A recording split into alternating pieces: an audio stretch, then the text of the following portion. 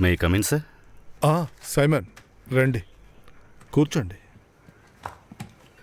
Sir, ఇప్పుడు వెళ్ళిన వాళ్ళు ఎవరో తెలుసుకోవచ్చా? వాళ్ళు ఇక్కడ లోకల్ వాళ్లే. ఈ హై రేంజ్లో యాలకుల బిజినెస్ చేయడం, పండించడం చాలా పెద్ద సమస్యే. ఇంకేముంది, గంజాయి చెట్టు. ఇటువంటి వాళ్ళ ద్వారానే కరెక్ట్ అయిన ఇన్ఫర్మేషన్ మనకు దొరుకుద్ది. ఆ తర్వాత దివాకర్ గారితో నేను ఈ విషయం మాట్లాడా. సైమన్, సంతోష్ క్లోజ్ ఫ్రెండ్స్ కదా. More than a friend. Santosh miss అయ్యాక 2 రోజుల తర్వాతే కేసు రిజిస్టర్ అయింది. సో ట్రాక్ చేయడానికి చాలా కష్టమైంది. డాగ్ స్క్వాడ్ వచ్చి అన్నీ వెతికారు కానీ ఎటువంటి క్లూ దొరకలేదు. సంఘటన జరిగింది డిసెంబర్లోనే కదా. మంచి చలికాలం సార్. ఆ టైంలో కుక్కలు వాసన పసిగట్టలేవు. ఈ బాడీ పాతి పెట్టిన ప్లేస్ని మీరెలా కనిపెట్టారు? మాలాంటి ఆర్కియాలజిస్టులకి మేము ఫాలో చేసే కొన్ని మెథడ్స్ ఉన్నాయి సార్.